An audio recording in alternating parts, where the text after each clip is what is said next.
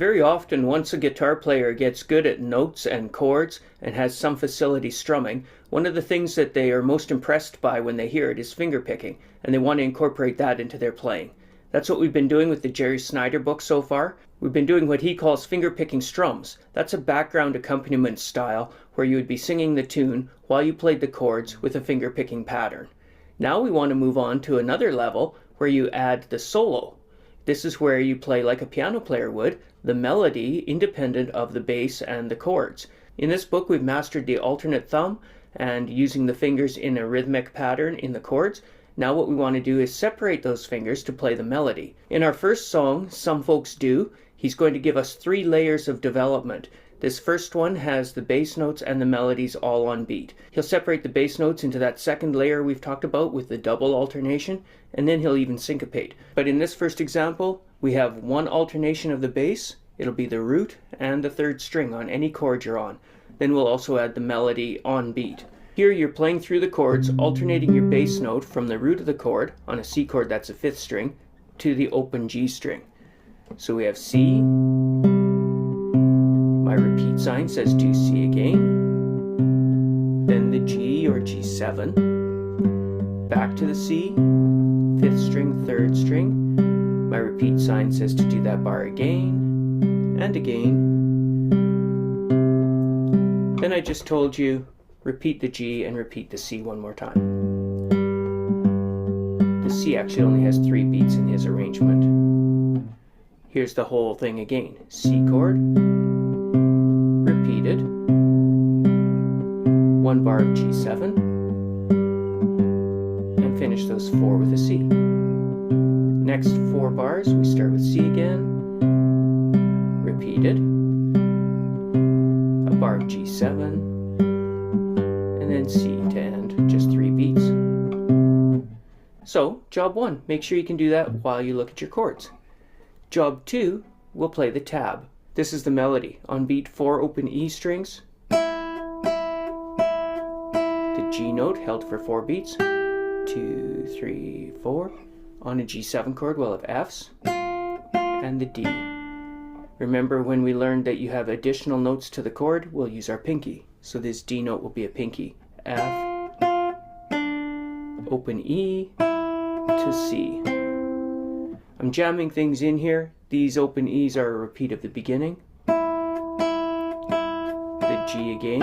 Actually, that would be a pinky too, because you'll be holding a C chord, so I'll look at that again. Open E.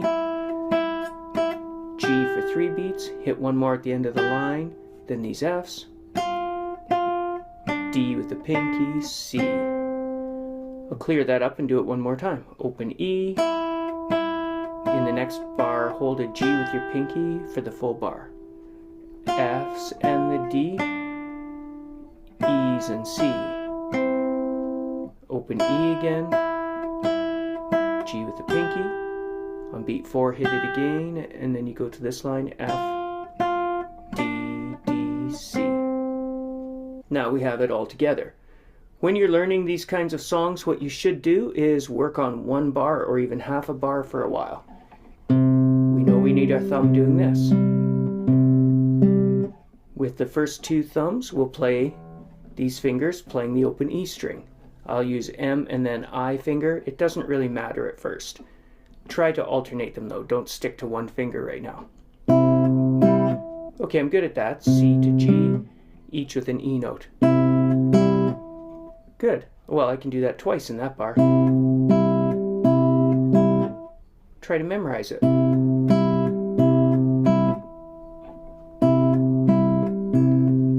The nice thing about having a teacher is they'll play you the whole song so you'll know where it's going. They'll give you hints as to what you would have to repeat. For instance, if I got good at this bar, I'm going to see it's coming again. So I might as well master it now.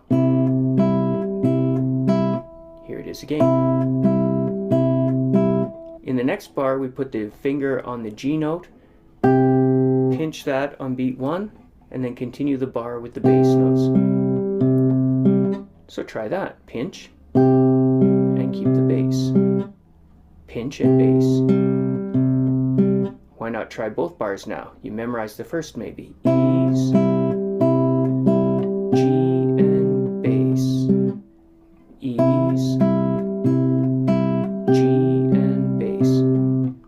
to a G7 chord, we do the Fs. Just like we did 2 E's with our bass notes on C, we'll do 2 Fs on the G. We'll hit the 6th string and the 3rd. And then we add the D.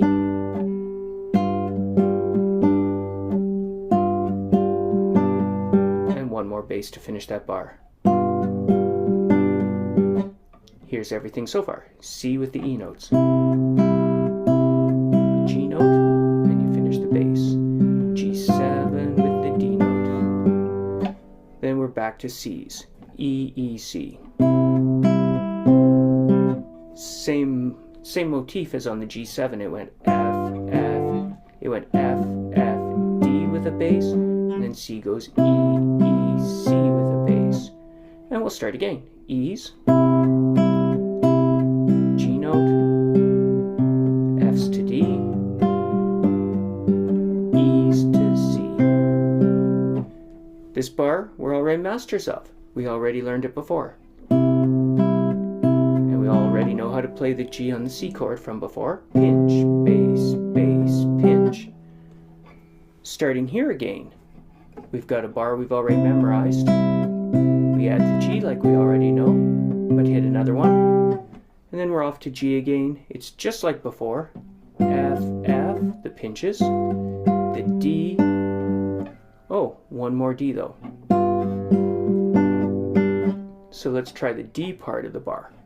You pinch with the 6th string and the 3rd. So F gets a pinch with the 6th string and 3rd, and so does D. F, F, D, D, 6, 3, 6, 3 with bass. Come back, E's on the C chord. G note until beat 4, G with F and with D, and then we're finished. C, pinch a C note. 1, 2, 3, and rest. I had said we have to do that up here, but I didn't bother writing it. So here we'll go through the chorus again slowly with the picking and the bass line. They're independent now.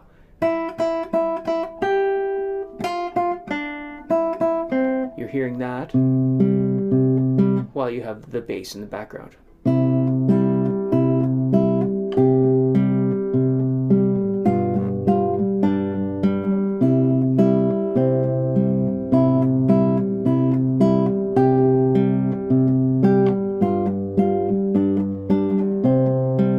Repeat.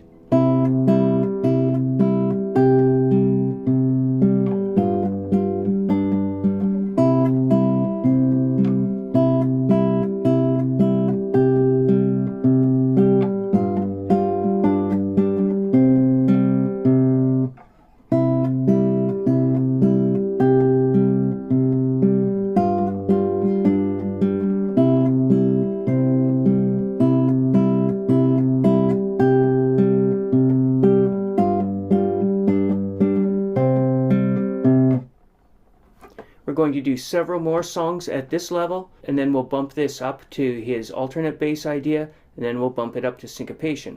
That'll be 2 more levels of Some Folks Do, and we'll come back and do 2 more levels of each of the other songs as well. Before too long, we're going to be up playing The Entertainer. See you guys later. Have a good one.